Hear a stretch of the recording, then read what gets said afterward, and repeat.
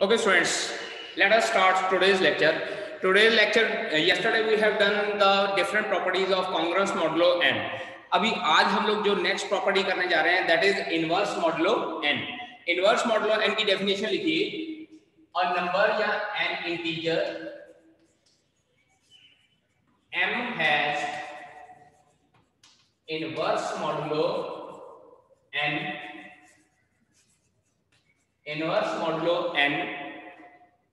if and only if am is congruence modulo 1 congruent to 1 modulo n. am is congruent to 1 modulo n. ये तभी हमारे पास inverse exist करता है। इसके साथ एक इंपॉर्टेंट प्रॉपर्टी लिख लीजिए, important, here m and n। बेटा जब ये इस तरह से ब्रैकेट में लिखता हूं m, n ओपन ब्रैकेट में लिखता हूं, इसका मीनिंग होता है HCF of m and n। HCF of m and n, this should always be equals to 1। मतलब क्या है कि जो ये m नंबर है और जो ये नंबर n है, ये दोनों नंबर आपस में को प्राइम होने चाहिए। अगर ये दोनों नंबर आपस में को प्राइम नहीं होंगे then we can not say that कि m is the inverse modulo of n। For example, एक एग्जांपल देता हूं मैं आप लोगों को। 3 has inverse modulo 7 modulo 10। 3 has inverse 7 modulo 10। किस तरह से 3 जो है 7 का इनवर्स मॉडुलो 10 कैसे है, हम लोग यहाँ पे इस प्रॉपर्टी के अकॉर्डिंगली लगाते हैं। हमारे पास जो m है दैट इज 7 और n जो है वो हमारे पास 10 है। तो चेक कीजिए, 3 into 7 is congruent to 1 modulo 10। हम लोगों के पास यहाँ पे 3 into 7 कितना बन जाता है, 21। 21 is congruent to 1 modulo 10। मैंने कल भी आप लोगों को बताया था कि जब हम लोग ये प्रॉपर्टी सॉल्व करते हैं तो इन दोनों को जो सब्ट्रैक्शन होती है that is 21 minus 10 that should B divided by 10। अगर हमारे पास जो ये 1 है, this is the remainder। This is remainder means to say that कि अगर किसी नंबर को दूसरे नंबर का इनवर्स मॉडुलो हम लोगों ने प्रूव करना है तो उस नंबर को हम लोग के गिवन इंटीजर a के साथ मल्टीप्लाई करेंगे तो हमारे पास रिमाइंडर हमेशा 1 बचना चाहिए। ठीक है जी। और इंपॉर्टेंट नोट ये है कि m हैज इनवर्स, m जो है यहाँ पे इनवर्स मॉडुलो है अगर m और n का हमारे पास HCF जो है वो 1 आता है। अगर m और n का HCF 1 नहीं आएगा then we cannot say that m is the inverse modulo n। ठीक है बेटा जी, ठीक है, ठीक है। अगेन एक्सप्लेन कर देता हूं। फॉर्मेट-स्लेटल थ्योरम हमारे पास क्या कहती है, मान लीजिए p हमारे पास कोई प्राइम नंबर है और a is any another number and a is positive integer। a कोई हमारे पास पॉजिटिव इंटीजर है देन, और कंडीशन साथ में ये होती है कि a और b दोनों आपस में को प्राइम होने चाहिए। मतलब a और b का HCF हमारे पास 1 होना चाहिए। इन दैट केस डायरेक्टली हम लोग फॉर्मेट थ्योरम अप्लाई करके a raise power p minus 1 is congruent to 1 modulo p। हाँ, अगर यहाँ पे दोनों साइड पे, जैसे मैंने कल प्रॉपर्टी लिखवाई थी कि दोनों साइड पे किसी नंबर के साथ मल्टीप्लाई करें तो इसको इस तरह से भी लिख सकते हैं, a raise power p multiply by a is congruent to 1 multiply by a modulo p। तो इसका आंसर हम लोग इस तरह से लिख सकते हैं, a raise power p is congruent to a modulo p। Means to say directly हम लोग इसका आंसर इस तरह से भी लिख सकते हैं। यहाँ पे 5 रेज़ पावर 23 है, अगर 5 रेज़ पावर 24 करना चाहें तो it will be 5 rays power 24 congruent 5 modulo 24 हमारे पास आ जाएगा।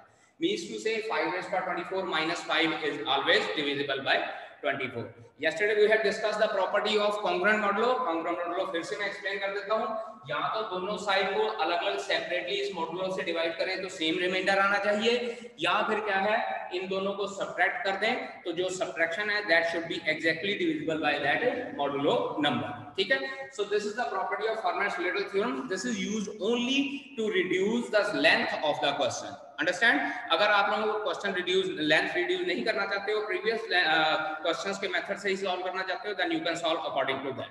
ठीक है। एक्सरसाइज 1A पेज नंबर 6 के ऊपर गोयल ब्रदर प्रकाशन की बुक है, a text book of applied mathematics. Now the first question is show that 3 raised to power 46 is congruent modulo 17 raised to power 46 is congruent to 17 raised to power 46 modulo 7। ये हम लोगों ने बेटा जी show करना है। 1 mark के लिए simple सा क्वेश्चन है कि 3 raised to power 46 congruent to 17 raised to power 46 modulo 7। अब बेटा yesterday we have done one property कि if यहाँ पे देखें लिखते हैं we know that if A is congruent to B modulo M, then A raised to power K is congruent to B raised to power K modulo M।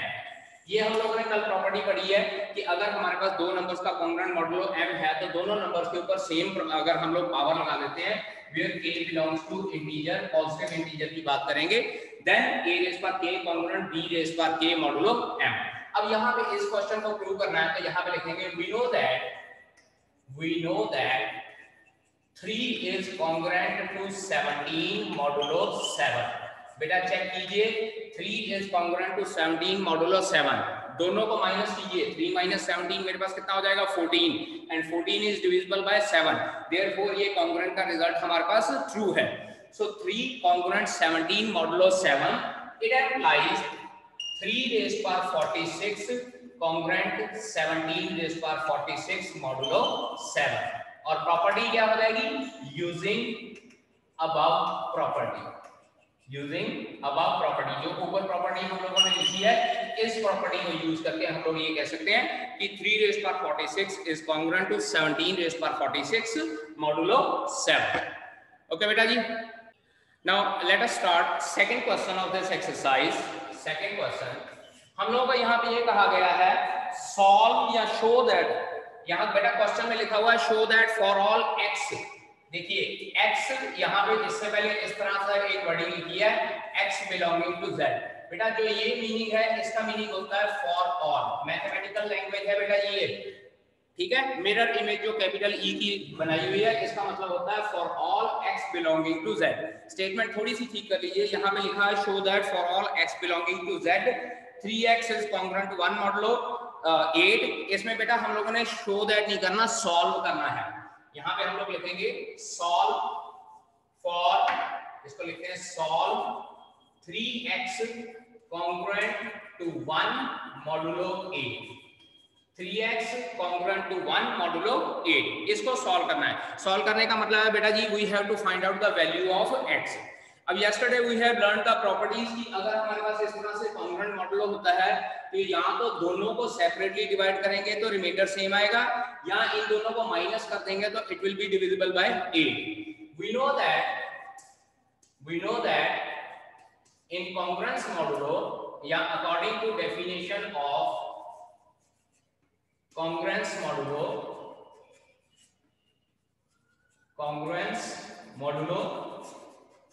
क्या हो जाएगा हमारे पास 3x minus 1 is divisible by 8।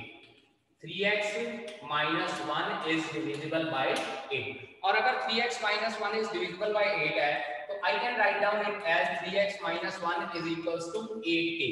क्योंकि बेटा जी अगर वो 8 से exactly divisible है तो उसको मैं अपनी जगह उसकी जगह पे k के साथ मल्टीप्लाई कर सकता हूँ, so that this number is exactly divisible by k, 8k, ठीक है जी। नाउ क्योंकि because k belongs to integer, k integer है हमारे पास तो हम लोग k की वैल्यू अगर इंटीजर पुट करना शुरू करते हैं, लेट अस कंसीडर कि पॉजिटिव इंटीजर पुट करना शुरू करते हैं, put k is equals to 1 2 3 and so on. तो यहाँ पे हमारे पास क्या वैल्यू आती है, सो 3x minus 1 is equals to 8, उसके बाद 3x minus 1 is equals to 16, 3x minus 1 is equals to 24 and 3x minus 1 is equals to 32 and so on। इस तरह से डिफरेंट वैल्यूज हम लोग k की पुट करते हैं। From here we find that x is equals to 3, यहाँ से हमारे पास x की वैल्यू आती है 17/3, यहाँ से x की वैल्यू आती है 25/3 एंड सो ऑन। इसके बाद इसको सॉल्व करते हैं तो यहाँ से x की वैल्यू आती है 11 एंड सो ऑन। अब डिफरेंट वैल्यूज आती हैं। अब यहाँ पे मैंने आपको जब डेफिनेशन करवाई थी तो मैंने ये कहा था कि कॉन्ग्रुएंस मॉडुलो जो है इंटीजर्स के लिए ही सेटिस्फाई करता है। तो अगर इंटीजर्स के लिए सेटिस्फाई करता है we can take all these different values, क्योंकि अगर x की वैल्यू मैं 17/3 भी पुट कर दूंगा तो भी मेरे पास यहाँ पे इंटीजर आएगा। अब यहाँ पे लिखेंगे एंड लीस्ट वैल्यू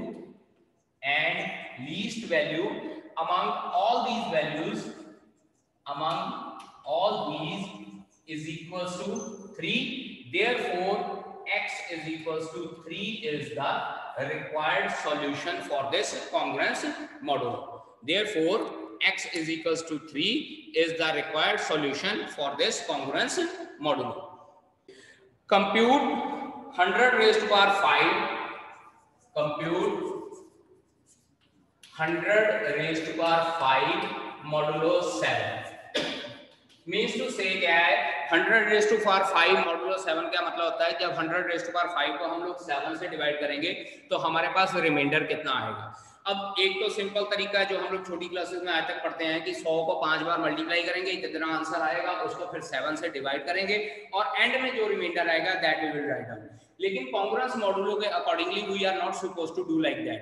हम लोगों को क्या करना पड़ेगा, डायरेक्टली कॉन्ग्रुएंस मॉडुलो लगाते हैं और कॉन्ग्रुएंस मॉडुलो लगाने के लिए हम लोग क्या करते हैं, बहुत छोटे नंबर से स्टार्ट करेंगे और छोटे नंबर से स्टार्ट करने के बाद ये 100 रेज़ टू पावर 5 की तरफ लेके चलेंगे। तो स्टार्ट करने के लिए क्या करते हैं, solution we know that 100 raise to power 5 will be equals to 10 raise to power 10। Check कीजिए बेटा जी, 100 को हम लोग लिख सकते हैं 10 की पावर 2 और 10 की पावर 2 जब मल्टीप्लाई होगा it will become 10 raise to power 10। So अब 10 की पावर 10 है तो मेरे पास जो स्मॉल नंबर हो गया वो 10 हो गया, तो मैं जो अपना क्वेश्चन है वो 10 से स्टार्ट करूंगा। अब इसके साथ लिखेंगे also 10 is congruent to 3 modulo 7। अब जब हम लोग 7 से डिवाइड करेंगे 10 को तो मेरे पास जो रिमाइंडर बचता है 3 बचता है, तो I will write down as 10 is congruent to 3 modulo 7। अब यहाँ पे 10 है, मुझे चाहिए 10 की पावर 10। अगर मैं डायरेक्टली यहाँ पे दोनों साइड पे 10 की पावर 10 लिख देता हूँ तो 3 की पावर 10 मेरे लिए मुश्किल हो जाएगा कैलकुलेट करना। तो मैं क्या करता हूँ, स्टार्ट करता हूँ छोटी पावर से। 10 raise power 2 it implies 10 raise power 2 congruent to 3 raise power 2 modulo 7। दोनों साइड पे स्क्वायर कर दिया, ये आ जाएगा 100 इज कॉन्ग्रुएंट टू 9 मॉडुलो 7। और बेटा जी एक बात याद रखिएगा, अगर यहाँ पे हमारे पास नंबर इस नंबर से बड़ा हो जाता है तो हम लोग इसको डिवाइड करके नेक्स्ट स्टेप में इसका रिमाइंडर लिख देते हैं। So we will write down here as 100 is congruent to 2 modulo 7। अब ये 2 मॉडुलो 7 कैसे आएगा बेटा जी, 9 को हम लोग 7 से डिवाइड करेंगे, रिमाइंडर हमारे पास 2 बचता है, that is why I have written here as 9 modulo 7 की बजाय 2 मॉडुलो 7 लिख दिया है। तो इसका मतलब क्या है कि जैसे जैसे हमारे पास वैल्यू बढ़ती जाती है हम लोग उस वैल्यू को डिवाइड करके स्मॉलर वैल्यू या स्मॉलर रिमाइंडर लिखना शुरू कर देते हैं। अब लेफ्ट हैंड साइड पे मेरे पास 100 आ गया है, I need 100 raise to power 5। तो इसके बाद नेक्स्ट स्टेप में मैं क्या करूंगा, 100 raise to power 5 is congruent to 2 raise to power 5 modulo 7। और बेटा जी यहाँ पे याद रखिएगा, बार बार मैं प्रॉपर्टी यूज कर रहा हूँ, if a is congruent to b modulo m then a raise power k is congruent to b raise power k modulo m। मतलब पावर्स की फॉर्म में हम लोग वैल्यू यूज कर सकते हैं। So it implies 100 raise power 5 congruent to 32 modulo 7। और मैंने फिर से बताया ये नंबर हमारे पास इससे बड़ा हो गया, तो अगले स्टेप में मैं क्या करूंगा, इसके साथ इसको डिवाइड करके जो रिमाइंडर होगा वो लिख सकता हूं। So it implies 100 raise to power 5 is congruent to 4 modulo 7। 32 को 7 से डिवाइड करके देखिए 7 4 जा 28 आता है, हमारे पास 4 रिमाइंडर बचता है, यानी कि 32 की जगह पे मैं 4 भी लिख सकता हूं। अब यहाँ पे देखिए स्टार्ट किया था मैंने 10 से और मैं कहाँ पे पहुंच गया हूँ 100 रेज़ टू पावर 5 पे, और मैंने यही कंप्यूट करना है 100 रेज़ टू पावर 5 मॉडुलो 7। और मैंने आपको ये भी बताया था डेफिनेशन में, या तो इन दोनों का सब्ट्रैक्शन 7 से डिविजिबल होएगा या दोनों को अगर हम लोग मॉडुलो 7 लगाते हैं तो हमारे पास remainder will be the same. तो इसका मतलब 100 रेज़ टू पावर 5 अगर कॉन्ग्रुएंट टू 4 मॉडुलो 7 है तो it implies 100 raise to power 5 modulo 7 leaves remainder 4 in this case, leaves remainder is equals to 4। और यही हमारा सॉल्यूशन है कि 100⁵ मॉडुलो 7 का मतलब है we need to find out the remainder, और रिमाइंडर हमारे पास कितना आ जाता है 4 आ जाता है इस केस में। ठीक है बेटा, यहाँ पे 4th क्वेश्चन में कहा गया है find reminder when 7⁵2015 is divided by 48 और बेटा जी इसको हम लोग ये कह सकते हैं कि फाइंड 7⁵2015 मॉडुलो 48। जो पिछला क्वेश्चन था ना 100⁵ मॉडुलो 7 फाइंड आउट करना था, ये भी क्वेश्चन सेम इसी तरीके से है, सिर्फ उसकी स्टेटमेंट लिखने का तरीका चेंज कर दिया गया है। 7⁵2015 मॉडुलो 48 मींस टू से अगेन 7 को मल्टीप्लाई कीजिए, उसके बाद 48 से डिवाइड करके रिमाइंडर फाइंड आउट करना है। उसकी बजाय हम लोग स्टार्ट करेंगे फिर से स्मॉलर नंबर से। तो यहां लिखेंगे solution, we know that 7⁵2 is congruent to 1 modulo 48। बेटा जी 7⁵2 is congruent to 1 modulo 48 क्यों है? 7⁵2 बेटा हमारे पास आता है 49, और जब 49 को 48 से डिवाइड करेंगे तो हमारे पास रिमाइंडर 1 बचता है। एक बात याद रखिए, जब भी ये क्वेश्चन सॉल्व करने होते हैं remainder as small as possible, जितना छोटे से छोटा आप लिख सकते हो उतना छोटे से छोटा रिमाइंडर लिखना है। सो 7⁵2 leaves reminder 1 when divided by 48। तो इट एम्प्लाइज, इसको हम लोग इस तरह से लिख सकते हैं 7⁵2 इसकी पावर 1007 is congruent to 1 की पावर 1007 मॉडुलो 48। बेटा जी प्रॉपर्टी वही लगाई है, A is congruent to B modulo M। तो it implies A⁵k congruent to B⁵k modulo M। Same property, यही प्रॉपर्टी बार बार मैं लगा रहा हूं। अब यहाँ पे 1007 इसलिए लगाया है क्योंकि जब ये 2 इसके साथ मल्टीप्लाई हो जाएगा तो मेरे पास कितना बचेगा 7⁵2014 is congruent to 1 मॉडुलो 48। बेटा जी 1 की जितनी मर्जी पावर हो जाए नो प्रॉब्लम, ठीक है, 1 की पावर जितनी मर्जी लिख लीजिए, आंसर रिमेन्स द 1। तो दैट इज व्हाई मैं ये कह रहा हूं कि जितना छोटा रिमाइंडर हम लोग रख सकते हैं उतना छोटा रिमाइंडर रखना है। अब क्योंकि मुझे 2015 पावर चाहिए और यहाँ 2015 करने के लिए मुझे दोनों साइड में मल्टीप्लाई बाय 7 करना पड़ेगा। So it implies 7⁵2014 multiply by 7 is congruent to 1 multiply by 7 modulo 48। और इसको जब हम लोग सॉल्व करते हैं तो हमारे पास आता है 7⁵2015 is congruent to 7 modulo 48। और बेटा ये नंबर हमारे पास क्या है? This number is the remainder. तो इसका मतलब क्या हो सकता है? यहाँ पे मैं आंसर लिख रहा हूँ, therefore 7⁵2015 when divided by 48 leaves remainder 7, leaves remainder as 7, and that is your answer for this question। ठीक है बेटा। 5th question, first part solve for x congruent to 9 modulo 10। solve for x congruent to 9 modulo 10। Simple सी बात है, we need to find out the value of x। ठीक है, अब x को हम लोगों ने 9 के साथ डिवाइड करना है, 9 के साथ सब्ट्रैक्ट करना है, and that should be divisible by 10। तो it implies x minus 9 is equals to 10k because a congruent to b modulo m means a minus b is divisible by m। a minus b is divisible by m। और अगर ये m से divisible है बेटा जी तो इसका मतलब क्या है? It should be some constant multiple of k where k is integer, where k belongs to integer। इस तरह से लिख सकते हैं। सो x की वैल्यू हमारे पास क्या आ जाएगी? 10k plus 9। उसके बाद put k is equals to 1 2 3 and so on, तो उसके अकॉर्डिंगली हमारे पास x की वैल्यूज क्या आती जाएंगी, चेक कीजिएगा। x is equals to 1 put करते हैं, 19, 2 पुट करते हैं 29, 3 पुट करते हैं 39 एंड सो ऑन। और चेक कर लीजिए, जब ये x की वैल्यू यहाँ पे 19 पुट करेंगे, रिमाइंडर फिर से 9 आएगा। जब हम लोग डिविजिबल बाय 10 करेंगे, 29 पुट करते हैं तो भी रिमाइंडर 9 आएगा डिविजिबल बाय 10, 39 पुट करते हैं तो भी रिमाइंडर 9 आएगा डिविजिबल बाय 10। ठीक है, सो इस तरह से हम लोगों ने सिंपल उसकी प्रॉपर्टी यूज करके हम लोगों ने आंसर लिखना है। सिमिलरली बेटा इसका सेकंड पार्ट है, x is congruent to 4 modulo 5।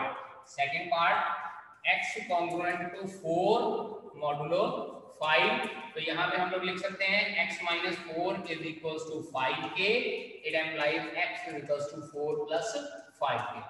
और बेटा जी इसके बाद k की वैल्यू वापस पुट करते जाना है इंटीजर्स की फॉर्म में 1 2 3, और उसके accordingly will get the value of x। ठीक है, 6th question, list the elements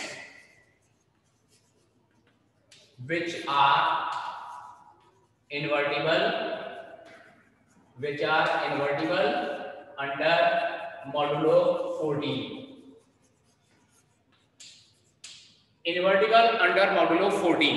बेटा मैंने अभी आज आप लोगों को प्रॉपर्टी बताई है, उसमें ये कहा गया है कि जो इन्वर्टिबल अंडर मॉडुलो आता है उसका मतलब होता है हम लोगों ने वो सारे नंबर लिखने हैं जिन नंबर्स का इसके साथ HCF 1 आता है।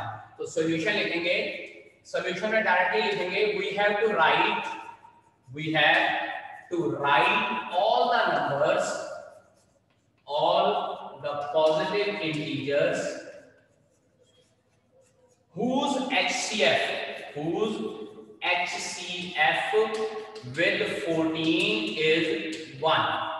14 के साथ जिसका HCF 1 आएगा हम लोगों ने वो सारे नंबर लिखने हैं। ठीक है, 10th क्लास में हम लोगों ने पढ़ा है HCF के बारे में कि HCF किस तरह से फाइंड आउट करते हैं। So we have to write down only those number जिनका HCF 14 के साथ 1 आता है, एंड these numbers are सबसे पहले हो जाएगा 1, उसके बाद 3, उसके बाद 5, देन 9, 11 एंड 13। इसके अलावा आप कोई भी नंबर चेक कर लीजिए, अगर 2 लेता हूं तो 2 और 14 का HCF 2 आ जाता है, so we are not supposed to write down that. 4 भी ले लेंगे तो भी हमारे पास HCF 2 आएगा, 6 ले लेंगे HCF 2 आएगा, 7 ले लेंगे HCF 7 आ जाएगा। So we have to leave all those numbers जिनका HCF 14 के साथ 1 नहीं आता है, और वो नंबर लेने हैं जो 14 से कम होते हैं। समझेंगे, we have to list all those numbers जिनका HCF 14 के साथ 1 आए और वो नंबर 14 से कम भी होने चाहिए। ठीक है, so this is based on the property of inverse modulo। इसके बाद नेक्स्ट क्वेश्चन हम लोग स्टार्ट करते हैं जिसमें हम लोगों ने इनवर्स मॉडुलो फाइंड आउट करना होता है। इनवर्स मॉडुलो यूज करके we have to solve this equation 2x plus 6 congruent to 9 modulo 5। बेटा सबसे पहले इसको सॉल्व करते हैं, 2x congruent to 9 minus 6 modulo 5।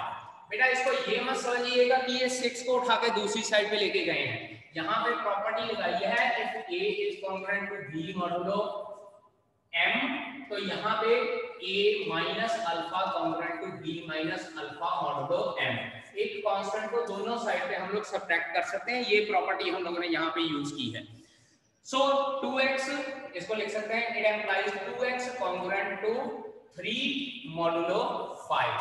और बेटा जब इनवर्स मॉडुलो यूज करना होता है तो एक बात याद रखिएगा, it implies 2 inverse into 2x congruent to 2 inverse 3 modulo 5। मतलब क्या है कि दोनों साइड पे 2 इनवर्स के साथ मल्टीप्लाई किया, 2 रेज़ पर -1 के साथ मल्टीप्लाई किया।